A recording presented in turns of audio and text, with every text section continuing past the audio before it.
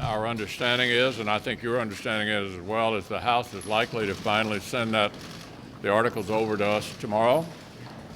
And we'll be able to, we believe, if that happens, in all likelihood, go through some preliminary steps here this week, which could well include the Chief Justice coming over and swearing in members of the Senate and some other kind of housekeeping measures.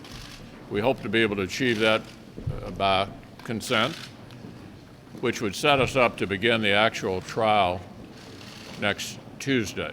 They may also want to call witnesses such as Hunter Biden. Would you support calling Hunter Biden?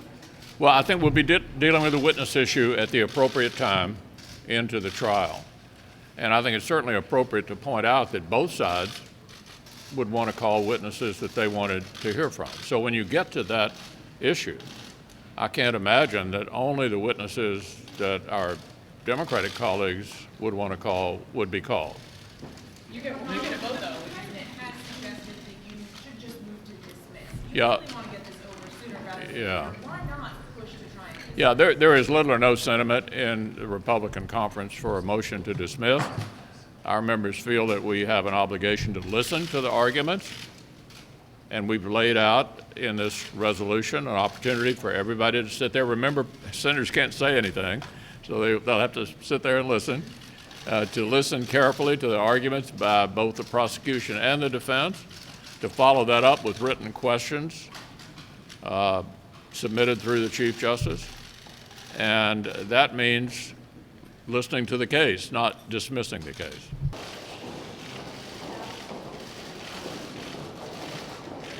Okay. The past few weeks have highlighted the president's impulsive, erratic, egotistical, and often reckless foreign policy, the consequences of which have made America less safe and unnecessarily put our armed forces in harm's way.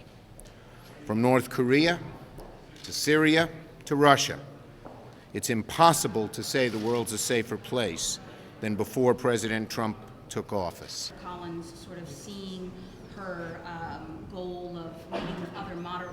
Look, first, I can't predict whether we'll have witnesses or not. At first, everyone said no. McConnell seemed to rule the roost. Now we're having some people entertain it, but you don't know what's going to happen. So we're in better shape than we were a few weeks ago, but there's no certainties here at all. He said that he had a good relationship with North Korea. But the good news is this: we now have a majority of colleagues, Democratic and Republican, who will stand strong for the principle that we shouldn't be at war without a vote of Congress, and that's a very positive thing. And I'm going to keep working to get more beyond the 51 that have declared. I'm going to keep working to get more until we have this vote soon. Thanks. Great.